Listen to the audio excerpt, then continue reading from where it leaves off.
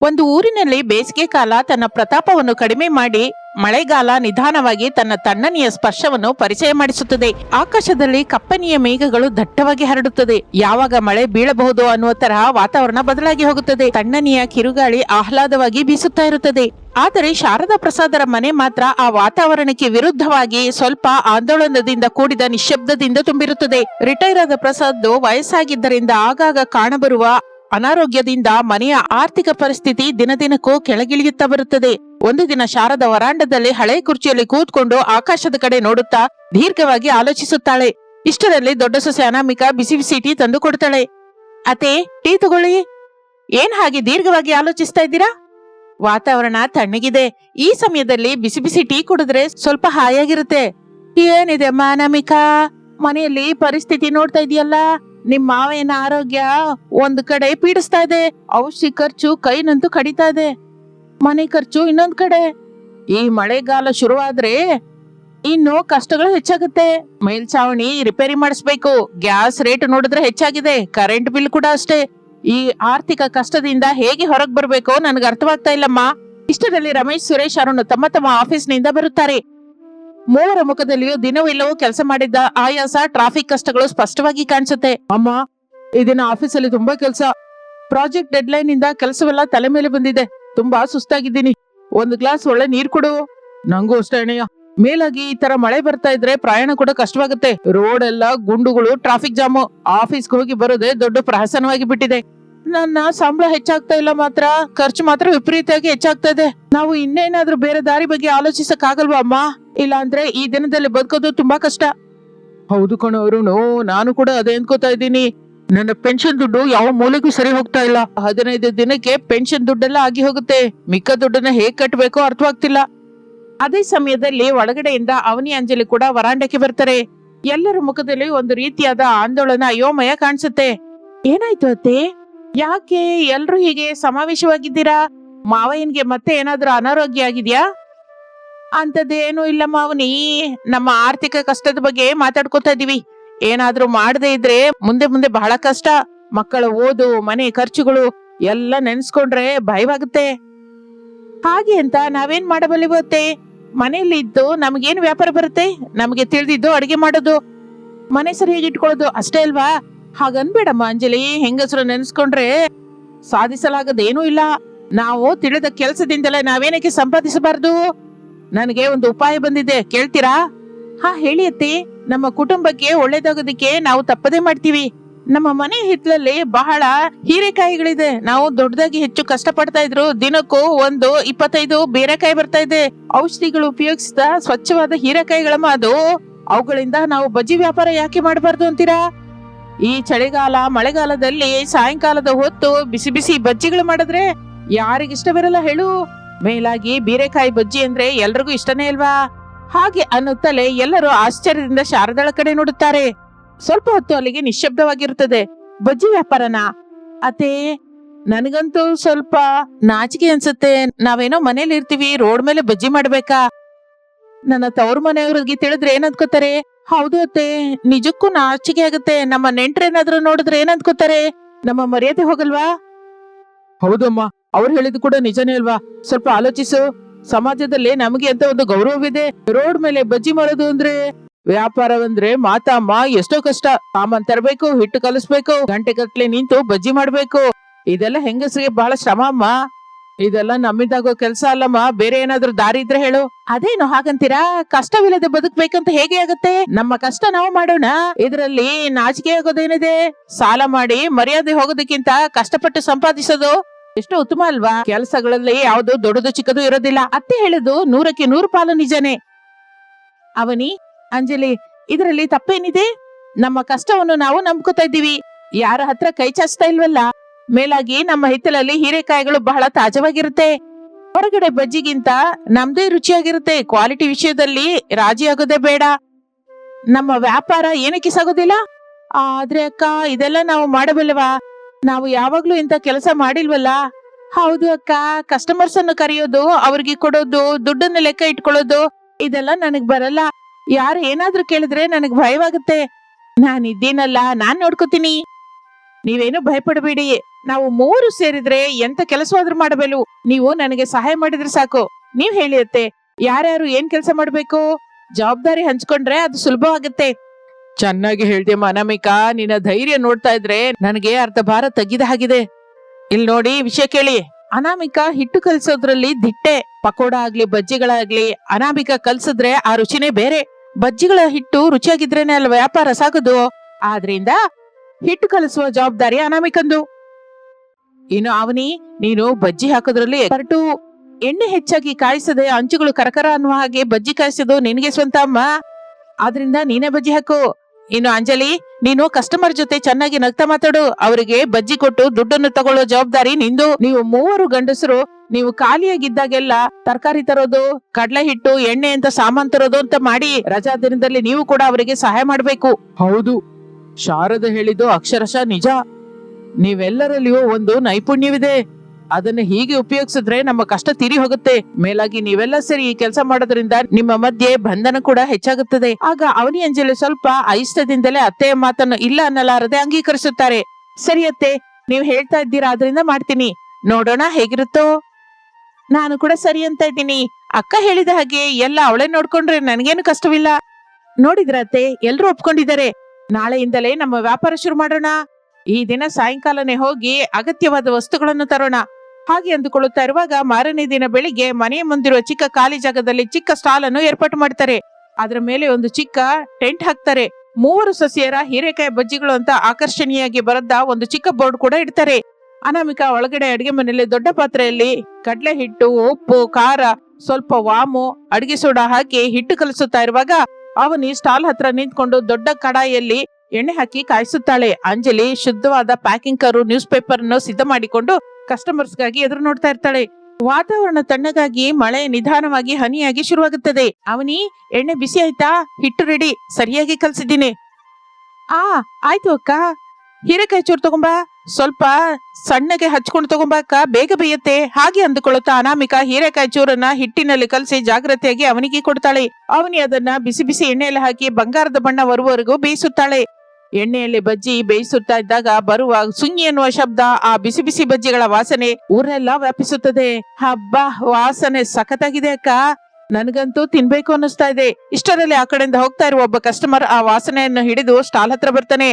ಏನಮ್ಮ, ಬಜ್ಜಿಗಳು ಮಾಡ್ತಾ ಇದ್ದೀರಾ? ಮಳೆಗೆ ಚೆನ್ನಾಗಿ ವಾಸನೆ ಬರ್ತಾ ಇದೆ. ಯಾವಾಗ್ಲೂ ಇಲ್ಲಿ ನೋಡಿಲ್ವೇ? ಹೌದು ರೀ, ಈಗ್ಲೇ ಹಾಕಿದೀವಿ ಬಿಸಿ ಬಿಸಿ ಹೀರೆಕಾಯಿ ಬಜ್ಜಿಗಳು. ನಮ್ಮ ಹಿತ್ತಲಲ್ಲಿ ಬೆಳೆದ ಹೀರೆಕಾಯಿಗಳು ರೀ, ಬಹಳ ಫ್ರೆಶ್ ಆಗಿರುತ್ತೆ. ಒಂದು ಪ್ಲೇಟ್ ಕೊಡು ಅಂತೀರಾ? ಸರಿ, ಒಂದು ಪ್ಲೇಟ್ ಕೊಡಿ, ನೋಡೋಣ ಹೇಗಿರುತ್ತೋ ಅಂತ. ಕಸ್ಟಮರ್ ಅಲ್ಲಿಯೇ ನಿಂತ್ಕೊಂಡು ಒಂದನ್ನು ತಿಂದು ತುಂಬಾ ಸಂತೋಷಿಸುತ್ತಾನೆ. ಅದ್ಭುತವಾಗಿದೆ ಅಮ್ಮ, ಕರಕರ ಅನ್ನತ್ತ. ಒಳಗಡೆ ಹೀರೆಕಾಯಿ ಮೆತ್ತಿಗೆ ತುಂಬಾ ಚೆನ್ನಾಗಿದೆ. ನಿಮ್ಮ ಹಿತ್ತಲಿನ ಹೀರೆಕಾಯಿ ಅಂದ್ರಲ್ಲ, ನಿಜವಾಗಿ ತುಂಬಾ ಫ್ರೆಶ್ ಆಗಿದೆ. ನಾಳೆ ನನ್ನ ಸ್ನೇಹಿತರನ್ನ ಕೂಡ ಕರ್ಕೊಂಡ್ ಬರ್ತೀನಿ. ಅವ್ರಿಗೂ ಇಂಥ ಸ್ನಾಕ್ಸ್ ಅಂದ್ರೆ ತುಂಬಾ ಇಷ್ಟ. ತುಂಬಾ ಥ್ಯಾಂಕ್ಸ್ ರೀ, ತಪ್ಪದೆ ಬನ್ನಿ. ಹಾಗಿರುವಾಗ ಮೊದಲ ಕಸ್ಟಮರ್ ಸಂತೃಪ್ತಿಯಿಂದ ಹೋಗುತ್ತಲೇ ಮೂವರು ಸಸ್ಯರು ಸಂತೋಷದಿಂದ ಒಬ್ಬರನ್ನೊಬ್ಬರು ನೋಡ್ಕೋತಾರೆ. ಹಾಗೆ ಆ ದಿನ ಮಳೆ ಬೀಳುತ್ತಿದ್ದರೂ ಕೂಡ ಆ ವಾಸನೆಗೆ ಆಕರ್ಷಿತರಾಗಿ ಬಹಳ ಜನ ಕಸ್ಟಮರ್ಸ್ ಬರ್ತಾರೆ. ಕೆಲವರು ಪ್ಯಾಕ್ ಮಾಡ್ಕೊಂಡು ತಗೊಂಡು ಹೋಗ್ತಾರೆ. ವ್ಯಾಪಾರ ಚೆನ್ನಾಗಿ ಸಾಗುತ್ತಾ ಇರುತ್ತೆ. ರಾತ್ರಿ ಎಲ್ಲರೂ ಸೇರಿ ಹಾಲಲ್ಲಿ ಕೂತ್ಕೊಂಡು ಅವರಿಗೆ ಬಂದ ಲಾಭವನ್ನು ಲೆಕ್ಕ ಮಾಡ್ಕೋತಾರೆ. ಅತ್ತೆ, ಈ ದಿನ ನಾವು ಬಂಡವಾಳ ಹಾಕಿದ ದುಡ್ಡು ಹೋಗಿ ನಮ್ಗೆ ಒಳ್ಳೆ ಲಾಭ ಬಂದಿದೆ. ಮೊದಲ ದಿನವೇ ಇಷ್ಟೊಂದು ರೆಸ್ಪಾನ್ಸ್ ಬರುತ್ತೆ ಅಂತ ನಾನು ಊಹಿಸಿರ್ಲಿಲ್ಲ. ನೋಡಿದ್ಯಾ, ನಾನ್ ಹೇಳಿಲ್ವಾ ನಮ್ಮ ಕಷ್ಟ ಯಾವಾಗ್ಲೂ ವೃಥಾ ಆಗಲ್ಲ ಅಂತ. ನನ್ಗಂತೂ ಬಹಳ ಆನಂದವಾಗಿದೆ ಅಮ್ಮ. ನಿಜಾನೇ ಅತ್ತೆ, ಮೊದಲಲ್ಲಿ ನಾನು ಬಹಳ ಭಯಪಟ್ಟೆ. ಯಾರು ಬರಲ್ವೇನೋ, ನಮ್ಮ ಮರ್ಯಾದೆ ಹೋಗುತ್ತೇನೋ ಅಂದ್ಕೊಂಡೆ ಹೊರತು ಹಾಗೆ ಆಗಿಲ್ಲ. ನಾನು ಕೂಡ. ಆದ್ರೆ ಕಸ್ಟಮರ್ಸ್ ಬಂದು ನಮ್ಮ ಬಜ್ಜಿ ಚೆನ್ನಾಗಿದೆ ಅಂತ ಮೆಚ್ಕೋತಾ ಇದ್ರೆ ನನಗೆ ತುಂಬಾ ಆನಂದವಾಗಿ ಅನ್ಸ್ತು. ಇನ್ನು ನನಗೆ ಭಯ ಹೊರಟೋಯ್ತು. ಅಕ್ಕ, ಈ ದಿನ ನಾನು ಬಜ್ಜಿ ಕರಿಯಲ್ಲ. ನಿನ್ನೆ ನಾನು ಎಣ್ಣೆಲಿ ಹಾಕಿದೆ ಅಲ್ಲ, ನನ್ನ ಕೈ ಸ್ವಲ್ಪ ನೋವ್ತಾ ಇದೆ. ಬಿಸಿಗೆ ನನ್ ಮುಖ ಕೂಡ ಉರಿತಾ ಇದೆ. ಈ ದಿನ ನೀನೆ. ಅದೇನವನಿ, ನನ್ನ ಜವಾಬ್ದಾರಿ ಹಿಟ್ಟು ಕಲ್ಸೋದಲ್ವಾ? ಹಿಟ್ಟು ಕಲ್ಸೋದ್ ಕೂಡ ಕಷ್ಟನೇ ಅಲ್ವಾ? ನಿಂದು ಬಜ್ಜಿ ಹಾಕೋದು. ಯಾರ ಕೆಲ್ಸ ಯಾರು ಮಾಡಿದ್ರಲ್ವಾ ಚೆನ್ನಾಗಿರುತ್ತೆ. ಹೌದಕ್ಕ, ನೀವಿಬ್ರು ಒಳಗಡೆ ಇದ್ಬಿಟ್ರೆ ನಾನು ಒಬ್ಳೆ ಹೊರಗಡೆ ಕಸ್ಟಮರ್ನ ಹೇಗೆ ನೋಡ್ಕೋಬೇಕು? ಈ ದಿನ ನಾನು ಬಜ್ಜಿ ಮಾಡ್ತೀನಿ, ಅವನಿ ಕಸ್ಟಮರ್ಸ್ ನ ನೋಡ್ತಾರೆ. ನನ್ ಕೂಡ ಬಜ್ಜಿ ಮಾಡೋದು ಕಲ್ತ್ಕೋಬೇಕು ಅಂತಿದೆ. ನನಗೆ ಕಸ್ಟಮರ್ ಜೊತೆ ಮಾತಾಡೋಕೆ ಬರಲ್ಲ. ಅವ್ರೇನಾದ್ರು ಕೇಳಿದ್ರೆ ನಾನು ಉತ್ತರ ಹೇಳಲಾರೆ. ನಾನು ಹಾಕಲ್ಲ ಅಂದ್ರೆ ಹಾಕಲ್ಲ. ಆಗ ಮೂವರ ನಡುವೆ ಒಂದು ಚಿಕ್ಕ ವಾಗ್ವಾದ ನಡೆಯುತ್ತದೆ. ಮಾತುಗಳ ಸ್ಥಾಯಿ ನಿಧಾನವಾಗಿ ಹೆಚ್ಚಾಗುತ್ತದೆ. ವ್ಯಾಪಾರ ಚೆನ್ನಾಗಿ ನಡೀತಾ ಇದ್ರೆ ಲಾಭ ನೋಡ್ಕೊಂಡು ಜಗಳ ಆಡ್ತಾ ಇದ್ದೀರಾ? ಪಕ್ಕದವ್ರಿಗೆ ಕೂಡ ಕೇಳಿಸ್ತಾ ಇದೆ ನಿಮ್ಮ ಮಾರ್ಚಾಟ. ಅತ್ತೆ, ಇವರು ಸಾಕನಾಮಿಕಾ. ಏನಿದು? ನೀವು ಮೂವರು ನಿನ್ನ ಜವಾಬ್ದಾರಿನ ಸರಿಯಾಗಿ ನಿರ್ವಹಿಸಿದ್ರೆ ಈ ವ್ಯಾಪಾರ ಸಾಗುತ್ತೆ. ಒಬ್ಬರನ್ನೊಬ್ರು ಅರ್ಥ ಮಾಡ್ಕೊಳ್ಳೋದೇ ಒಬ್ಬರಿಗಿಂತ ಮತ್ತೊಬ್ರು ಏಕೆ ಮಾಡ್ಬೇಕು ಅಂತ ಜಗಳವಾಡ್ತಾ ಕುತ್ಕೊಂಡ್ರೆ ಏನಾಗುತ್ತೆ? ನಾಳೆ ಕಸ್ಟಮರ್ ಬಂದು ನೋಡಿದ್ರೆ ಏನ್ ಅನ್ಕೋತಾರೆ? ನನ್ನ ಮರ್ಯಾದೆ ಹೋಗಲ್ವಾ? ಇದೇನಾ ನಾವು ಕಲ್ತ್ಕೊಂಡಿದ್ದು? ಅದನ್ನು ಕೇಳುತ್ತಲೇ ಮೂವರು ತಲೆ ತೆಗಿಸುತ್ತಾರೆ. ಆಗಿಂದಾಗ ಅವರವರ ತಪ್ಪು ಅವ್ರಿಗೆ ತಿಳಿದು ಬರುತ್ತೆ. ನಿಮ್ಮ ಅತ್ತೆಯವ್ರು ಹೇಳಿದ್ದು ನಿಜ ಕಣಮ್ಮ. ನಿಮ್ಮ ಮೂವರು ಜೊತೆಯಾಗಿದ್ರೇನೆ ಏನಾದ್ರೂ ಸಾಧಿಸಬಲ್ಲರು. ಒಬ್ಬರ ಕೆಲಸ ಮತ್ತೊಬ್ರು ಮಾಡ್ಕೊಳ್ಳೋದ್ರಲ್ಲಿ ತಪ್ಪೇನಿದೆ?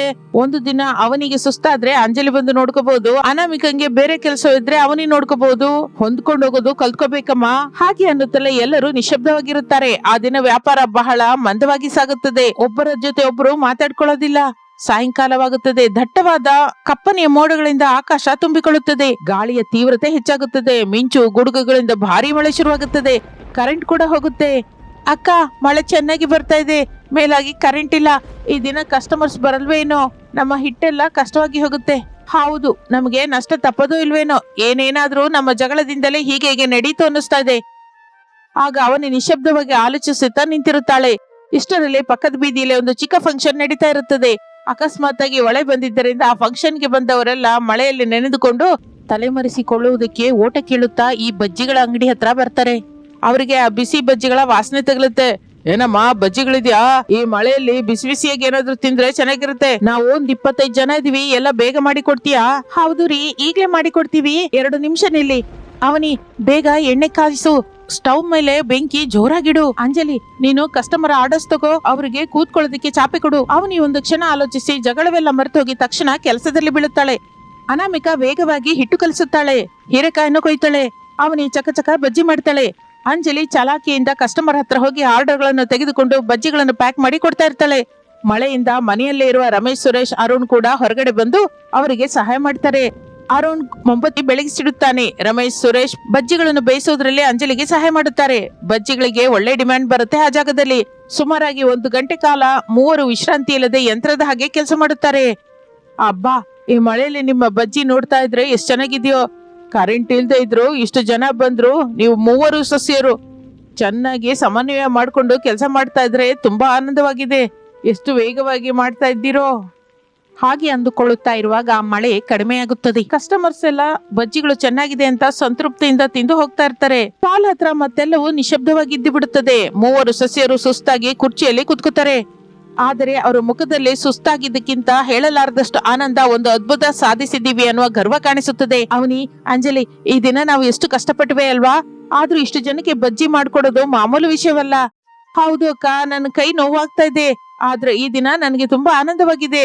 ನಾವು ಮೂವರು ಸೇರಿ ಕೆಲಸ ಮಾಡಿದ್ರೆ ಎಂತ ಕೆಲಸವಾದ್ರೂ ಹಿಟ್ಟಾಗಿ ಹೋಗುತ್ತೆ ಅಂತ ನನಗೆ ಈ ದಿನವೇ ಅರ್ಥವಾಯ್ತು. ನಿಜಾನೇ ಅಕ್ಕ, ಈ ದಿನ ನನಗೆ ಒಗ್ಗಟ್ಟು ಅಂದ್ರೆ ಏನು ಅಂತ ಪ್ರಾಕ್ಟಿಕಲ್ ಆಗಿ ಅರ್ಥವಾಯ್ತು. ನಾನೊಬ್ಬಳೆ ಕಸ್ಟಮರ್ಸ್ ನ ಹ್ಯಾಂಡಲ್ ಮಾಡೋದು ಕಷ್ಟ, ಆದ್ರೆ ನಾವೆಲ್ಲರೂ ಸೇರಿದ್ರೆ ಸುಲಭನೇ. ಹಾಗನ್ನುವಾಗ ಶಾರದಾ ಪ್ರಸಾದರು ಅಲ್ಲಿಗೆ ಬರುತ್ತಾರೆ. ಅವರ ಸೊಸೆಯರು ಸಾಧಿಸಿದ ವಿಜಯವನ್ನು ನೋಡಿ ಶಾರದಾ ಕಣ್ಣಲ್ಲಿ ಆನಂದ ಬಾಷ್ಪ ಸುರಿಯುತ್ತದೆ. ನೋಡಿದ್ರ ಮಕ್ಕಳೇ, ನಾನ್ ಹೇಳಿದ್ದಿದೆ. ನೀವು ಮೂವರು ಬೇರೆ ಬೇರೆ ಅಲ್ಲಮ್ಮ, ಒಂದೇ ಕುಟುಂಬ. ಒಗ್ಗಟ್ಟಾಗಿದ್ರೆ ಎಂತ ಕಷ್ಟವನ್ನಾದ್ರೂ ಎದುರಿಸಬಹುದು. ಈ ದಿನ ನಿಮ್ಮ ವ್ಯಾಪಾರ ಇಷ್ಟು ಸಕ್ಸಸ್ ಆಗೋದಕ್ಕೆ ಕಾರಣ ನಿಮ್ಮ ಹಿಟ್ಟು ಬಜ್ಜಿ ಮಾತ್ರವೇ ಅಲ್ಲ, ನಿಮ್ಮಲ್ಲಿರುವ ಐಕ್ಯಮತ್ಯನೇ ಕಾರಣ. ಹೌದಮ್ಮ, ತಂದೆಯವರು ಹೇಳಿದ ಹಾಗೆ ಐಕ್ಯತೆಯೇ ಮಹಾಬಲ. ನಿಮ್ಮ ಮೂವರ ಕಷ್ಟಗಳನ್ನು ನೋಡಿ, ನೀವು ಒಗ್ಗಟ್ಟಾಗಿ ಸೇರಿ ಮಾಡುವ ಕೆಲಸದ ರೀತಿ ನೋಡಿ ನನಗೆ ತುಂಬಾ ಗರ್ವ ಅನ್ಸುತ್ತಮ್ಮ. ನಮ್ಮ ಕುಟುಂಬಕ್ಕೆ ಇನ್ನು ಯಾವ ಲೋಪನೂ ಇಲ್ಲ. ಆಗ ರಮೇಶ್, ಸುರೇಶ್, ಅರುಣ್ ಕೂಡ ಬಹಳ ಸಂತೋಷಿಸುತ್ತಾರೆ. ಹೌದು, ನಿಮ್ಮ ಕಷ್ಟ ನೋಡ್ತಾ ಇದ್ರೆ ನಮಗೆ ಆಶ್ಚರ್ಯವಾಗಿದೆ. ಈ ದಿನದಿಂದ ನಾವು ಕೂಡ ನಿಮಗೆ ಕೈಲಾದಷ್ಟು ಸಹಾಯ ಮಾಡ್ತೇವೆ. ಸಾಮಾನ್ ತರೋಂಥದ್ದು ಇನ್ಮೇಲಿಂದ ನಮ್ ಜವಾಬ್ದಾರಿ. ಥ್ಯಾಂಕ್ಸ್ ಅತ್ತೆ, ನಮ್ಗೆ ಈ ಒಳ್ಳೆ ಪಾಠ ಹೇಳ್ಕೊಟ್ಟಿದ್ದಕ್ಕೆ. ಇನ್ಮೇಲಿಂದ ನಾವು ಯಾವತ್ತೂ ಜಗಳವಾಡುವುದಿಲ್ಲ, ಒಬ್ಬರಿಗೊಬ್ರು ಸಹಾಯ ಮಾಡ್ಕೊಂಡು ಒಗ್ಗಟ್ಟಾಗಿರ್ತೀವಿ. ಆ ದಿನ ರಾತ್ರಿ ಎಲ್ರೂ ಸೇರಿ ಊಟ ಮಾಡುತ್ತಾರೆ. ನಗು ಮಾತಿನಿಂದ ಮನೆಯೆಲ್ಲ ಕೋಲಾಹಲವಾಗಿರುತ್ತದೆ. ಆ ವಿಷಯದಿಂದ ಅನಾಮಿಕಾ, ಅವನೇ, ಅಂಜಲಿಯರ ಮಧ್ಯ ಬಂಧ ಮತ್ತಷ್ಟು ಬಲವಾಗುತ್ತದೆ. ಅವರ ಬಜ್ಜಿಗಳ ವ್ಯಾಪಾರ ದಿನದಿನವೂ ಅಭಿವೃದ್ಧಿ ಹೊಂದುತ್ತದೆ. ಮನೆಗೆ ಬೇಕಾದ ರಿಪೇರಿ ಮಾಡಿಸ್ತಾರೆ. ಪ್ರಸಾದನ ಔಷಧಿಗೆ ತೊಂದರೆ ಇಲ್ಲ. ಮನೆಯ ಆರ್ಥಿಕ ಕಷ್ಟಗಳು ಪೂರ್ತಿಯಾಗಿ ತೊಲಗುತ್ತದೆ. ಎಲ್ಲರೂ ಸಂತೋಷದಿಂದ ಒಬ್ಬರನ್ನೊಬ್ಬರು ಜೊತೆಯಾಗಿ ಸುಖ ಸಂತೋಷದಿಂದ ಜೀವನ ಕಳೆಯುತ್ತಾರೆ. ಇದು ಇಂದಿನ ಕತೆ. ಮತ್ತೊಂದು ಆಸಕ್ತಿಕರವಾದ ಕತೆ ಜೊತೆ ಮತ್ತೆ ಸೇರೋಣ. ಅಲ್ಲಿವರೆಗೂ ವಿರಾಮ. ನಮಸ್ತೆ. ಪ್ರಸಾದನ ಕುಟುಂಬ ಕೂಡು ಕುಟುಂಬ.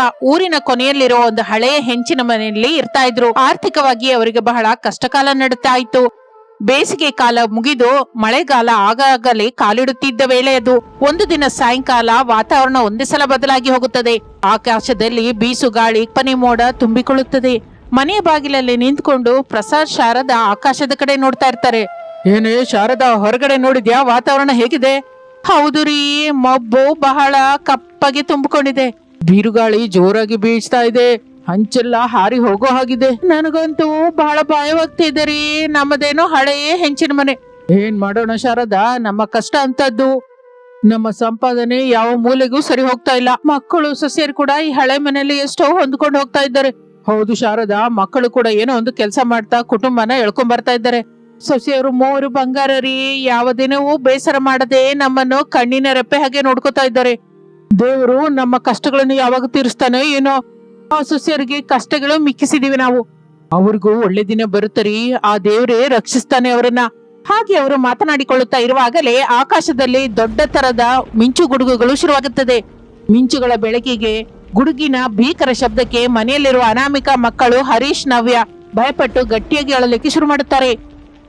ಮನೆಯೊಳಗಿನ ರೂಮಿನಲ್ಲಿ ಅನಾಮಿಕಾ ಮಕ್ಕಳನ್ನು ಹತ್ರಕ್ಕೆ ಕರ್ಕೊತಾಳೆ. ಅಮ್ಮ, ನಂಗೆ ತುಂಬಾ ಭಯವಾಗ್ತಿದೆ ಅಮ್ಮ. ಆ ಶಬ್ದ ಏನಮ್ಮ ಹಾಗೆ ಬರ್ತಾ ಇದೆ?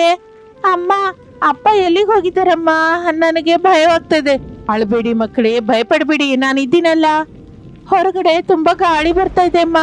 ಈ ಮನೆನೇ ಹಾರಿ ಹೋಗೋ ಹಾಗಿದೆ ಅಮ್ಮ. ಏನೂ ಆಗಲ್ಲಪ್ಪ. ಅಪ್ಪ ಹೊರಗಡೆ ಸಾಮಾನುಗಳು ಒಳಗಡೆ ಇಡೋದಕ್ಕೆ ಹೋಗಿದ್ದಾರೆ. ಈಗಲೇ ಬರ್ತಾರೆ. ಮತ್ತೆ ಆ ಮಿಂಚು ಬಂದ್ರೆ ಏನ್ ಮಾಡ್ಬೇಕಮ್ಮ? ಮಿಂಚು ಬಂದ್ರೆ ನಾವು ಕಣ್ಣನ್ನ ಗಟ್ಟಿಯಾಗಿ ಮುಚ್ಕೊಂಡು ದೇವರನ್ನ ನೆನೆಸ್ಕೋಬೇಕು. ಆಗ ಭಯವಾಗಲ್ಲ. ಆಗಲೇ ರಮೇಶ್ ವೇಗವಾಗಿ ರೂಮ್ನೊಳಗೆ ಬರುತ್ತಾನೆ. ಮೈ ಎಲ್ಲ ಒದ್ದೆಯಾಗಿರುತ್ತದೆ. ಅನಾಮಿಕಾ, ಮಳೆ ಶುರುವಾಗಿ ಹೋಗಿದೆ. ಅಯ್ಯೋ, ನೀವೇನ್ರಿ ಹಾಗೆ ಒದ್ದೆಯಾಗಿದ್ದೀರಾ? ಜೋರು ಗಾಳಿಗೆ ಹೊರಗಿರೋ ಬಟ್ಟೆ ಎಲ್ಲ ಒದ್ದೆಯಾಗಿದೆ. ಅದನ್ನೆಲ್ಲ ಒಳಗಡೆ ತಗೊಂಡ್ಬರಕ್ ಹೋದೆ. ಮಕ್ಕಳು ಭಯಪಡ್ತಾ ಇದ್ದಾರಾ? ಹೌದು ರೀ, ಮಿಂಚಿನ ಶಬ್ದಕ್ಕೆ ಬೆಚ್ಚಿ ಬೀಳ್ತಾ ಇದ್ದಾರೆ. ನನಗಂತೂ ಈ ಗಾಳಿಗೆ ಈ ಹಂಚಿನ ಮನೆ ಏನಾಗುತ್ತೋ ಅಂತ ಭಯವಾಗ್ತಾ ಇದೆ ರೀ. ನೀನು ಮಕ್ಕಳ ಹತ್ರನೇ ಇರೋ ಅನಾಮಿಕಾ. ಹೊರಗಿನ ಪರಿಸ್ಥಿತಿ ಚೆನ್ನಾಗಿಲ್ಲ. ಹಾಗೆ ಅಂದುಕೊಳ್ಳುತ್ತಾ ಇರುವಾಗ ಮಳೆಯ ಜೋರು ನಿಧಾನವಾಗಿ ಹೆಚ್ಚಾಗುತ್ತಾ ಬರುತ್ತದೆ. ಮಳೆ ಏಟಿಗೆ ಹಳೆ ಹಂಚಿನ ಮನೆಯಾಗಿದ್ದರಿಂದ ಅಲ್ಲಲ್ಲಿ ನೀರು ಸುರಿಯಲಿಕ್ಕೆ ಶುರುವಾಗುತ್ತದೆ. ಅವನಿ ಅಂಜಲಿಯರ ರೂಮಿನಲ್ಲಿ ನೀರು ನೇರವಾಗಿ ಒಳಗಡೆ ಬೀಳುತ್ತೆ. ಅಂಜಲಿ ರೂಮಿನಲ್ಲಿ ಅರುಣ್, ಅಂಜಲಿ ನೀರ್ ಹಿಡಿತಾ ಇರುವ ಜಾಗದಲ್ಲಿ ಬಿಂದಿಗೆ ಇಡ್ತಾರೆ. ಏನ್ರಿ ಅರುಣ್, ಇಲ್ಲಿ ನೋಡಿ, ಈ ಹಂಚಿನ ಸಂದಿಯಿಂದ ನೀರ್ ಹೇಗೆ ಸೋರ್ತಾ ಇದೆಯೋ? ಹೌದು ಅಂಜಲಿ, ಮಳೆ ಬಹಳ ವೇಗವಾಗಿ ಬೀಳ್ತಾ ಇದೆ. ಹೆಂಚುಗಳು ಪಕ್ಕಕ್ಕೆ ಜರುಗಿದಾಗಿದೆ. ಅಯ್ಯಯ್ಯೋ, ಅಲ್ಲೇ ನಮ್ಮ ಬಟ್ಟೆಗಳಿವೆ, ಅದೆಲ್ಲ ಒದ್ದೆ ಆಗುತ್ತೆ. ನೀನು ಬಟ್ಟೆ ಪೆಟ್ಟಿಗೆನ ಪಕ್ಕದಲ್ಲಿಡು. ನಾನು ನೀರಿನ ಬಿಂದಿಗೆ ಕೆಳಗಿಡ್ತೀನಿ. ನಾನು ಹೋಗಿ ಒಂದು ಬಕೆಟ್ ಕೂಡ ತರ್ತೀನಿ. ಆ ಕಾರುವ ನೀರ್ ಕೆಳಗಿಡೋಣ. ಹಾಗೆಂದು ಅಂಜಲಿ ಓಡಿ ಹೋಗಿ ಬಕೆಟ್ ತರ್ತಾಳೆ. ಮತ್ತೊಂದು ಕಡೆ ಅವನಿ ರೂಮಿನಲ್ಲಿ ಕೂಡ ಅದೇ ಪರಿಸ್ಥಿತಿ. ಅತ್ತೆ ಮಾವಯ್ಯ, ನಮ್ಮ ರೂಮಲ್ಲಿ ಕೂಡ ಮಳೆ ನೀರು ತುಂಬಾ ಬರ್ತಾ ಇದೆ. ಅವನಿ, ಮೊದ್ಲು ಮಂಚನ ಈ ಕಡೆ ಎಳಿ. ಹಾಸಿಗೆ ಒದ್ದೆ ಆದ್ರೆ ಮಲ್ಕೊಳ್ಳಕ್ಕೆ ಕಷ್ಟವಾಗುತ್ತೆ. ನಾನು ಜರುಗಿಸ್ತಾ ಇದ್ದೀನ್ರಿ, ನೀವು ಸ್ವಲ್ಪ ಸಹಾಯ ಮಾಡಿ. ನಾನು ಹಿಡ್ಕೊಂಡಿದ್ದೀನಿ ಅವನಿ. ನೀನು ಆ ಕೆಳಗಿರುವ ಡಬ್ಬನ ಪಕ್ಕಕ್ಕೆ ತೆಗೆ. ಬಕೆಟು ಪಾತ್ರೆಗಳನ್ನೆಲ್ಲ ತಂದಿಲ್ಲಿಡೋಣ. ನೀರು ತುಂಬಿದ ನಂತರ ಎತ್ತಿ ಬಿಸಾಕ್ಬೇಕು. ಆಗ ಮಳೆ ಮತ್ತಷ್ಟು ಜೋರಾಗಿ ಹೋಗುತ್ತದೆ. ಆಗ ಮನೆಯೆಲ್ಲ ನೀರು ಸುರಿಯುತ್ತೆ. ಹಾಲಲ್ಲಿ, ಅಡಿಗೆ ಮನೆಯಲ್ಲಿ ಕೂಡ ನೀರು ಸುರಿಯುತ್ತೆ. 3 ಮಕ್ಕಳು ಸೊಸೆಯರು ಎಲ್ಲರೂ ಸೇರಿ ಮನೆ ಒದ್ದೆ ಆಗದ ಹಾಗೆ ಬಹಳ ಕಷ್ಟಪಡ್ತಾ ಇರ್ತಾರೆ. ಅಮ್ಮ ಅನಾಮಿಕಾ, ಹಾಲಲ್ಲಿ ಕೂಡ ತುಂಬಾ ನೀರಿದೆ ಅಮ್ಮ. ನೋಡ್ದೆ ಅತ್ತೆ, ಆ ಟಿವಿ ಮೇಲೆ ನೀರು ಬೀಳದ ಹಾಗೆ ಒಂದು ಪ್ಲಾಸ್ಟಿಕ್ ಕವರ್ ಸುತ್ತಿ. ನೀನು ಜಾಗ್ರತೆ ಅಮ್ಮ, ನೀರ್ ಹೆಚ್ಚಾಗಿದೆ, ಸ್ವಲ್ಪ ಜಾರುವ ಪ್ರಮಾದವಿದೆ. ನಾನ್ ನೋಡ್ಕೋತಾ ಇದ್ದೀನಿ ಅತ್ತೆ, ನೀವು ಅಲ್ಲೆಲ್ಲೂ ನಡಿಬೇಡಿ, ಕಾಲು ಜಾರಿ ಬಿದ್ದೋಗ್ತೀರಾ. ನಾನ್ ನೋಡ್ಕೋತೀನಲ್ಲ. ಅಕ್ಕ, ಕಿಚನ್ ಒಳಗೆ ಅಕ್ಕಿ ಚೀಲದ ಮೇಲೆ ನೀರ್ ಬೀಳ್ತಾ ಇದೆ. ನಾನ್ ಬರ್ತಾ ಇದ್ದೀನಿ, ಇರೋ. ನೀ ಇಬ್ರು ಸೇರಿ ಆ ಚೀಲನ ಒಳಗಡೆ ರೂಮಲ್ಲಿ ಇಳಿಯೋಣ. ಬೇಗ ಬಾ ಅಂಜಲಿ. ಅಕ್ಕಿ ಒದ್ದೆ ಆದ್ರೆ ನಾಳೆಗೆ ಮಾಡೋದಕ್ಕೆ ಅನ್ನ ಕೂಡ ಇರೋದಿಲ್ಲ. ಬಂದ್ಬಿಟ್ಟೆ, ಗಟ್ಟಿಯಾಗಿ ಹಿಡ್ಕೋ. ಇಬ್ರು ಸರಿ ಇಳಿಯೋಣ. ಹಾಗೆ ಅಂದುಕೊಳ್ಳುತ್ತಾ ಇರುವಾಗ ಸುರೇಶ್, ರಮೇಶರು ಬಾಗಿಲನ್ನ ಗಟ್ಟಿಯಾಗಿ ಹಿಡ್ಕೋತಾರೆ. ಅಣ್ಣಯ್ಯ, ಹೊರಗಡೆ ಗಾಳಿಗೆ ಬಾಗಿಲು ಮುರಿದು ಹೋಗಾಗಿದೆ. ಹೌದು ಸುರೇಶ್, ನಾನು ಅರುಣ್ ಹೋಗಿ ಆ ಬಾಗಿಲಿಗೆ ಅಡ್ಡವಾಗಿ ನಾವು ಹಳೆ ಬೀರೂನ್ ಇಡೋಣ. ನಾನು ಸಹಾಯಕ್ಕೆ ಬರ್ತೀನಣ್ಣ. ಬೀರೂನ್ ಗಟ್ಟಿಯಾಗಿಡೋಣ. ಸರಿ ಅರುಣ್, ನೀವು ಆ ಕೆಲಸ ನೋಡಿ. ನಾನು ತಂದೆಯ ಔಷಧಿ ಮುಖ್ಯವಾದ ಕಾಗದ ಒದ್ದೆ ಆಗದ ಹಾಗೆ ಅಟ್ಟದ ಮೇಲೆ ಇಡ್ತೀನಿ. ಹೀಗೆ ಮಕ್ಕಳು ರಮೇಶ್, ಸುರೇಶ್, ಅರುಣರು ಒಂದು ಕಡೆ, ಸೊಸೆಯರು ಅವನಿ, ಅಂಜಲಿ, ಅನಾಮಿಕಾ ಮತ್ತೊಂದು ಕಡೆ ಎಷ್ಟೋ ಕಷ್ಟಪಡುತ್ತಾ ವಸ್ತುಗಳನ್ನು ಒದ್ದೆ ಆಗದ ಹಾಗೆ ಕಾಪಾಡ್ಕೊಳ್ಳೋದಕ್ಕೆ ನಾನಾ ಅವಸ್ಥೆ ಪಡ್ತಾ ಇರ್ತಾರೆ. ಎಷ್ಟು ಕಷ್ಟಪಟ್ಟರೂ ನೀರು ಒಳಗಡೆಗೆ ಬರ್ತಾನೆ ಇರುತ್ತದೆ. ಆಗಲೇ ಒಂದು ದೊಡ್ಡ ಸಿಡಿಲು ಬಂದ ಹಾಗೆ ಭಯಂಕರವಾದ ಶಬ್ದ ಬರುತ್ತದೆ. ಭಯಂಕರವಾದ ಗುಡುಗಿನ ಶಬ್ದ ಕೇಳಿಸ್ತದೆ. ಹರೀಶ್, ನವ್ಯ ಗಟ್ಟಿಯಾಗಿ ಕೂಗುತ್ತಾ ಅಳುತ್ತಾರೆ. ಅಮ್ಮ, ಅಪ್ಪ. ಏನಿಲ್ಲಪ್ಪ, ಏನೂ ಆಗಲ್ಲ, ತಂದೆ ಇದ್ದಾರಲ್ಲ, ಅಳಬೇಡಿ. ಶಿವ ಶಿವಯ್ಯ, ಎಂತ ಭಯಂಕರವಾದ ಶಬ್ದ. ಯಾವ ಸಿಡಿಲು ನಮ್ಮ ಮನೆ ಮೇಲೆ ಬೀಳುತ್ತೆ ಅಂತ ಭಯವಾಗ್ತಾ ಇದೆಯಪ್ಪ. ಧೈರ್ಯವಾಗಿರು ಶಾರದಾ, ಎಲ್ಲ ದೇವರೇ ನೋಡ್ಕೋತಾನೆ. ಹೌದು ಅಮ್ಮ, ಭಯಪಡಬೇಡಿ, ನಾವೆಲ್ಲ ಇಲ್ಲೇ ಇದ್ದೀವಲ್ಲ. ಸೊಸೆಯರೇ, ನೀವು ಮಕ್ಕಳ ಹತ್ರನೇ ಇರಿ, ಆ ಕಡೆ ಈ ಕಡೆ ತಿರುಗಬೇಡಿ, ಕರೆಂಟ್ ಕೂಡ ಹೋಗಿದೆ. ಮಾವಯ್ಯ, ನಮ್ಮ ರೂಮಲ್ಲಿ ನೀರು ಮೊಣಕಾಲವರೆಗೆ ಬರೋ ಹಾಗಿದೆ. ನಮ್ಮ ರೂಮಲ್ಲೇ ಅದೇ ಪರಿಸ್ಥಿತಿ. ಬಕೆಟ್ ಇಂದ ನೀರನ್ನ ಹೊರಗಡೆ ತೋಡದೆ ತಪ್ಪಾಗೋದಿಲ್ಲ. ಬನ್ನಿ, ನಾವೆಲ್ಲ ಸೇರಿ ನೀರನ್ನ ಹೊರಗಡೆ ತೋಡೋಣ. ಬೆಳಗುವಾಗ ಹೊರಗೆ ಮನೆ ಕುಸಿದು ಹೋಗದಾಗೆ ನೋಡ್ಬೇಕು. ಆ ರಾತ್ರಿ ಆ ಗುಡುಗಿನ ಶಬ್ದಕ್ಕೆ ಮನೆಯಲ್ಲಿ ಮಕ್ಕಳ ಜೊತೆ ದೊಡ್ಡವರು ಕೂಡ ಪ್ರಾಣವನ್ನ ಅಂಗೈಲಿಟ್ಟು ಬದುಕ್ತಾರೆ. ಅತ್ತೆ ಸೊಸೆಯರು ಮಕ್ಕಳು ಆ ರಾತ್ರಿ ಎಲ್ಲ ನಿದ್ದೆ ಹೋಗದೆ ಮನೆಯೊಳಗೆ ಬರುವ ನೀರನ್ನು ತೋಡುತ್ತಾ ಬಿಂದಿಗಳು ತುಂಬುತ್ತಲೇ ಹೊರಗಡೆ ಸುರಿಯುತ್ತಾ ನಾನಾ ಕಷ್ಟಪಡುತ್ತಾರೆ. ಹಾಗೆ ನಿದ್ರೆ ಇಲ್ಲದ ರಾತ್ರಿ ಕಳೆದು ಹೋಗಿ ಮಾರನೇ ದಿನ ಬೆಳಗಿನ ಸಮಯಕ್ಕೆ ಮಳೆ ಕಡಿಮೆಯಾಗುತ್ತದೆ. ಆದ್ರೆ ಮನೆಯೆಲ್ಲ ಕೆಸರು ನೀರಿನಿಂದ ತುಂಬಿ ಹೋಗಿರುತ್ತದೆ. ಹಾಗಿರುವಾಗ ಬೆಳಗಿನ ವಾತಾವರಣ ಪ್ರಶಾಂತವಾಗಿರುತ್ತದೆ. ಆದರೆ ಮನೆಯೆಲ್ಲ ನೀರಿರುತ್ತೆ. ಅನಾಮಿಕ, ಶಾರದಾ, ಅವನಿ, ಅಂಜಲಿ ನೀರನ್ನ ತೋಡ್ತಾ ಇರ್ತಾರೆ. ಅತ್ತೆ, ರಾತ್ರಿ ಎಲ್ಲ ನಾವು ಪಟ್ಟ ಕಷ್ಟವೆಲ್ಲ ಅಷ್ಟಿಷ್ಟಲ್ಲ. ಮಕ್ಕಳು ಭಯದಿಂದ ನಡುಗ್ತಾ ಇದ್ದಾರೆ. ಮನೆ ಹೀಗಿದ್ದರೆ ನಾವು ಬದುಕಕ್ಕಾಗಲ್ಲ. ಹೌದಮ್ಮ, ನಂಗ್ ಕೂಡ ರಾತ್ರಿ ಎಲ್ಲ ಎದೆ ದಡದಡಿಸ್ತಾ ಇತ್ತು. ಈ ಹಳೆ ಮನೆ ಯಾವಾಗ ಕುಸಿದು ಹೋಗುತ್ತೋ ಅಂತ ಭಯವಾಗ್ತಾ ಇದೆ. ಹೌದು ಅತ್ತೆ, ನಮ್ಮ ಹತ್ರ ಇದನ್ನ ಸರಿ ಮಾಡುವ ಸಾಮರ್ಥ್ಯ ಕೂಡ ಇಲ್ವಲ್ಲ. ಹಾಗಾದ್ರೆ ಬರುವ ಮಳೆಗಾಲವೆಲ್ಲ ನಾವು ನೀರಲ್ಲೇ ಮಲ್ಕೋಬೇಕತ್ತೆ. ಸಾಮಾನೆಲ್ಲ ಹಾಳಾಗಿ ಹೋಗುತ್ತೆ. ಅತ್ತೆ, ಹೀಗಲ್ಲ, ನಾವು ಹೇಗಾದ್ರೂ ಈ ಹಂಚನ್ನ ಸರಿ ಮಾಡಿಸ್ಬೇಕು. ಮನೆ ರಿಪೇರಿ ಮಾಡಿಸ್ಬೇಕು ಅಂದ್ರೆ 1000 ರೂಪಾಯಿ ಖರ್ಚಾಗುತ್ತಮ್ಮ. ನಮ್ಮ ಹತ್ರ ನೋಡಿದ್ರೆ ಚಿಲ್ರೆ ಕಾಸಿಲ್ವಲ್ಲ. ನೀವು ದುಃಖ ಪಡಬೇಡಿ ಅತ್ತೆ, 1 ನಿಮಿಷ ಇರಿ. ಹಾಗನ್ನುತ್ತಾ ಅನಾಮಿಕಾ ಒಳಗಡೆಗೆ ಹೋಗಿ ತನ್ನ ಪೆಟ್ಟಿಗೆಯಲ್ಲಿರುವ ಚಿಕ್ಕ ಡಬ್ಬವನ್ನ ತಗೊಂಡ್ಬರ್ತಾಳೆ. ಅದರಲ್ಲಿರುವ ಬಂಗಾರದ ಒಡವೆಗಳನ್ನ ಅತ್ತೆ ಕೈಯಲ್ಲಿ ಇಡ್ತಾಳೆ. ತಗೊಳ್ಳಿ ಅತ್ತೆ, ನಮ್ಮ ಅಮ್ಮ ನನಗೆ ಕೊಟ್ಟ ಮೂಗುತಿ, ಈ ಸರ. ಇದನ್ನ ಅಡವಿಟ್ಟು ದುಡ್ಡು ತಗೊಂಬನ್ನಿ. ಈ ದುಡ್ಡಿನಿಂದ ಮನೆ ರಿಪೇರಿ ಮಾಡ್ಸೋಣ. ಅಯ್ಯೋ, ಏನಮ್ಮ ಈ ಕೆಲಸ? ಹೆಣ್ಣು ಮಕ್ಕಳಿಗೆ ತವರು ಮನೆಯವರು ಕೊಟ್ಟ ಒಡವೆಗಳು ಎಷ್ಟೋ ಇಷ್ಟ ಅಲ್ವಾ? ಇದನ್ನ ಹೇಗೆ ಅಡವಿಡಲಿ? ಬೇಡಮ್ಮ ತಾಯಿ. ಅಕ್ಕ ಅಂದಿದ್ರಲ್ಲಿ ತಪ್ಪೇನಿದೆ ಅತ್ತೆ? ಪ್ರಾಣಕ್ಕಿಂತ ಒಡವೆ ಮುಖ್ಯವಲ್ವಲ್ಲ. ತಗೊಳ್ಳಿ, ನನ್ನ ಕಡೆಯಿಂದ ಈ ಬೆಂಡೋಲೆ ಬಳೆಗಳು, ಇದನ್ನು ಕೂಡ ತಗೊಳ್ಳಿ. ಆಗ ಅವನಿ ತನ್ನ ಕಿವಿ ಓಲೆ, ಕೈ ಬಳೆಯನ್ನು ತೆಗೆದು ಅತ್ತೆ ಕೈಯಲ್ಲಿ ಇಡುತ್ತಾಳೆ. ನಾನು ಮಾತ್ರ ಕಡಿಮೆ ಏನತ್ತೆ? ತಗೊಳ್ಳಿ ನನ್ನ ಒಡವೆ, ಎಲ್ಲ ಸೇರಿ ಅಡವಿಟ್ಬಿಡಿ. ನಮಗೆ ನಮ್ಮನೇನೆ ಮುಖ್ಯ. ಹಾಗೆ ಹೇಳಿ ಅಂಜಲಿ ತನ್ನ ಕುತ್ತಿಗೆಯಲ್ಲಿರುವ ಮಾಂಗಲ್ಯವನ್ನು, ಉಂಗುರವನ್ನು ಕೊಡುತ್ತಾಳೆ. ನಾನು ಎಷ್ಟು ಅದೃಷ್ಟವಂತಳಮ್ಮ. ನೀವು ಸೊಸೆಯರಲ್ಲಮ್ಮ, ದೇವತೆಗಳಾಗಿ ಬಂದಿದ್ದೀರಾ ನೀವು. ಹಾಗೆ ಸೊಸೆಯರಮ್ಮವರು ತಮ್ಮ ಬಂಗಾರವನ್ನು ತೆಗೆದುಕೊಡುವುದನ್ನು ನೋಡಿ ಅತ್ತೆ ಶಾರದಾ, ಮಾವ ಪ್ರಸಾದ್ ಕಣ್ಣಿನಲ್ಲಿ ನೀರು ಬರುತ್ತೆ. ಇಷ್ಟರಲ್ಲಿ ಅಲ್ಲಿಗೆ ಬಂದ ರಮೇಶ್, ಸುರೇಶ್, ಅರುಣರು ಆ ದೃಶ್ಯವನ್ನು ನೋಡಿ ಶಾಕ್ ಆಗುತ್ತಾರೆ. ರಮೇಶ್ ಕೋಪದಿಂದ, ದುಃಖದಿಂದ ಮುಂದೆ ಬರುತ್ತಾನೆ. ಅನಾಮಿಕಾ, ಏನಿದೆಲ್ಲ? ನಿನ್ನ ಒಡವೆ ಯಾಕೆ ತೆಗೆದುಕೊಟ್ಟೆ? ಏನು ಅಂದ್ರೆ, ಕೋಪ ಮಾಡ್ಕೋಬಿಡಿ. ನಮ್ಮನೆ ಸರಿ ಮಾಡೋದಕ್ಕೆ ಈ ಒಡವೆ ಅಡವಿಡೋಣ. ನಾವು ಗಂಡಸರು ಬದುಕಿರುವಾಗ ಈ ಒಡವೆ ಅಡವಿಡೋದೇನೋ ನಾನು ಒಪ್ಕೊಳ್ಳಲ್ಲ. ಹೌದು ಅವನಿ, ಇದು ನಮ್ಮ ಜವಾಬ್ದಾರಿ. ನಿಮ್ಮ ಬಂಗಾರವನ್ನು ನಂಬಿ ಮನೆ ಕಟ್ಟುವ ಪರಿಸ್ಥಿತಿ ನಮಗ್ ಬೇಡ. ನಾವೇನೋ ಒಂದು ಮಾಡ್ತೀವಿ. ಏನ್ ಮಾಡ್ತೀರರಿ? ಹೊರಗಡೆ ಸಾಲ ಹುಟ್ಟುವ ಪರಿಸ್ಥಿತಿ ಇಲ್ಲ. ಕಷ್ಟ ಕಾಲದಲ್ಲಿ ಕುಟುಂಬವೆಲ್ಲ ಒಬ್ಬರಿಗೊಬ್ರು ಸಹಾಯ ಮಾಡ್ಕೋಬೇಕು. ಅಂಜಲಿ, ನೀನು ಕೂಡ ಒಡವೆ ತೆಗ್ದೀಯಾ? ಬೇಡ, ಆ ಒಡವೆ ನಿನ್ನ ಹತ್ರನೇ ಇಟ್ಕೋ. ಅರು, ನೀವು ಅಣ್ಣ ತಮ್ಮಂದಿರು ಪಡುವ ಕಷ್ಟನ ನಾವು ನೋಡ್ತಾ ಇದ್ದೀವಿ. ಈ ಒಡವೆ ನಾಳೆ ಮತ್ತೆ ಸಂಪಾದಿಸಬಹುದು. ದಯವಿಟ್ಟು ಇಲ್ಲ ಅನ್ಬಿಡಿ. ಏನು ಅಂದ್ರೆ, ರಾತ್ರಿ ನಾವು ಪಟ್ಟ ಕಷ್ಟ ನೆನಪಿದೆ ಅಲ್ವಾ? ನಾಳೆ ಮತ್ತೆ ಮಳೆ ಬಂದ್ರೆ ಮಕ್ಕಳ ಪರಿಸ್ಥಿತಿ ಏನು? ನಮ್ಮ ಮನೆ ಸುರಕ್ಷಿತವಾಗಿರ್ಬೇಕು. ನಾವು ಇದನ್ನ ಅಡವಿಡ್ತಾ ಇದೀವಿ ಹೊರತು ಮಾರಾಟ ಮಾಡ್ತಿಲ್ವಲ್ಲ. ಹೌದು ರೀ, ನೀವೇನೋ ಹೊರಗಡೆ ಕಷ್ಟ ಪಡ್ತಾ ಇದ್ದೀರಾ. ನಾವು ಮನೇಲಿದ್ದು ಏನೋ ಮಾಡಕ್ಕಾಗಲ್ವಾ ಏನೋ? ಅರೆ ಸುರೇಶು, ಸೊಸೆರು ಅಂತ ಇರೋದು ಅಕ್ಷರಶಃ ನಿಜ ಕಣೋ. ಅವರ ಮನಸ್ಸನ್ನ ಅರ್ಥ ಮಾಡ್ಕೊಳ್ಳಿ. ಆದ್ರೆ ಅಪ್ಪ, ಹೆಂಡತಿಯರ ಬಂಗಾರದ ಮೇಲೆ ಆಧಾರ ಪಡೋದು ಗಂಡಸ್ತನನ? ಅರೆ, ಇದು ಗಂಡಸ್ತನ ಅಲ್ವೋ, ಕುಟುಂಬದ ಐಕ್ಯತೆ. ಈ ಮನೆ ಚೆನ್ನಾಗಿದ್ರೆ ನಾವು ಪ್ರಶಾಂತವಾಗಿರಬಲ್ಲೆವು. ಅವರು ಒಮ್ಮತದಿಂದಲೇ ಈ ನಿರ್ಣಯ ತಗೊಂಡಿದ್ದಾರಪ್ಪ. ಇಲ್ಲ ಅನ್ಬೇಡಿ. ಸರಿಯಪ್ಪ, ನಮಗೆ ಸ್ವಲ್ಪ ಸಮಯ ಕೊಡಿ. ನಾವು ಹಗಲು ರಾತ್ರಿ ಕಷ್ಟಪಟ್ಟು ಈ ಒಡವೆನ ಬೇಗದಲ್ಲಿ ಬಿಡಿಸ್ತೀವಿ. ಹಾಗೆ ಅನ್ನುತ್ತಾ ತಂದೆ ಮಾತಿಗೆ ಹೆಂಡತಿಯರ ಹಠದಿಂದ 3 ಮಕ್ಕಳು ಕಣ್ಣೀರಿನಿಂದಲೇ ಆ ಒಡವೆ ತಗೋತಾರೆ. ಆ ಒಡವೆಯನ್ನು ಅಡವಿಟ್ಟು ಬಂದ ಹಣದಿಂದ ಮನೆಯ ಹೆಂಚನ್ನು ಬದಲಾಯಿಸಿ ಮೇಲ್ಚಾವಣಿಯನ್ನು ಗಟ್ಟಿಯಾಗಿ ಕಟ್ಟುತ್ತಾರೆ. ಆ ನಂತರದಿಂದ ಆ 3 ಗಂಡಸರ ಆಲೋಚನೆ ಸಂಪೂರ್ಣವಾಗಿ ಬದಲಾಗಿ ಹೋಗುತ್ತದೆ. ಹೆಂಡತಿಯರು ತಮಗಾಗಿ ಮಾಡಿದ ತ್ಯಾಗಕ್ಕೆ ಅವರು ರಾತ್ರಿ ಹಗಲು ಕಷ್ಟಪಡಲಿಕ್ಕೆ ಶುರು ಮಾಡುತ್ತಾರೆ. ರಮೇಶ್, ಸುರೇಶ್, ಅರುಣರು ರಾತ್ರಿ ಹೊತ್ತು ಕೆಲಸಕ್ಕೆ ಹೋಗುವ ಮೊದಲು ಮಾತಾಡ್ಕೋತಾ ಇರ್ತಾರೆ. ತಮ್ಮಂದ್ರ, ನಮ್ಮ ಹೆಂಡತಿಯರು ನಮಗಾಗಿ ಅವರ ಒಡವೆನ ತ್ಯಾಗ ಮಾಡಿದ್ದಾರೆ. ಹೇಗಾದ್ರೂ ಅದನ್ನ ಬಿಡಿಸ್ಬೇಕು. ಹೌದು ಅಣ್ಣಯ್ಯ, ಇಷ್ಟು ದಿನವೂ ನಾವು ಹಗಲು ಮಾತ್ರ ಕೆಲಸ ಮಾಡ್ತಾ ಇದ್ವಿ. ಇನ್ನು ಮೇಲಿಂದ ರಾತ್ರಿ ಹೊತ್ತು ಕೂಡ ಎಲ್ಲಾದ್ರೂ ಓವರ್ ಟೈಮ್ ಡ್ಯೂಟಿ ಮಾಡೋಣ. ಮಳೆ ಬಂದ್ರು ಚಳಿ ಬಂದ್ರು ನಾವು ನಿಲ್ಲಬಾರದು. ನಾನು ರಾತ್ರಿ ಹೊತ್ತು ಲೋಡಿಂಗ್ ಕೆಲ್ಸಕ್ಕೆ ಹೋಗ್ತೀನಿ. ಸರಿ, ನಾವು 3 ಸಂಪಾದನೆ ಒಂದೇ ಕಡೆ ಇಟ್ಬಿಟ್ಟು ಆದಷ್ಟು ಬೇಗ ಒಡವೆ ಬಿಡಿಸೋಣ. ಹಾಗೆ ಅಂದುಕೊಳ್ಳುತ್ತಾ 3 ಅಣ್ಣ ತಮ್ಮಂದಿರು ಮಳೆಯಲ್ಲಿ ನೆನೆಯುತ್ತಾ ಹಗಲು ರಾತ್ರಿ ಕಷ್ಟಪಡುತ್ತಲೇ ಇರ್ತಾರೆ. ದಿನಕ್ಕೆ ಅವರ ಕಷ್ಟಗಳನ್ನು ನೋಡಿ 3 ಸೊಸೆಯರು ಖಾಲಿಯಾಗಿ ಇರಬಾರದು ಎಂದು ನಿರ್ಣಯಿಸುತ್ತಾರೆ. ತಾವು ಮನೆಯಲ್ಲಿಯೇ ಇದ್ದು ವ್ಯಾಪಾರವನ್ನು ಶುರು ಮಾಡುತ್ತಾರೆ. ಹಾಗಿರುವಾಗ 3 ಸೊಸೆಯರು ಕೂತ್ಕೊಂಡು ಒಂದು ದಿನ ಚರ್ಚಿಸುತ್ತಾರೆ. ತಂಗಿಯರೇ, ನಮ್ಮ ಗಂಡಂದಿರು ರಾತ್ರಿ ಹಗಲು ಕಷ್ಟಪಡ್ತಾ ಇದ್ದಾರೆ. ಅವರ ಕಷ್ಟದಲ್ಲಿ ನಾವು ಕೂಡ ಪಾಲು ಹಂಚ್ಕೋಬೇಕು.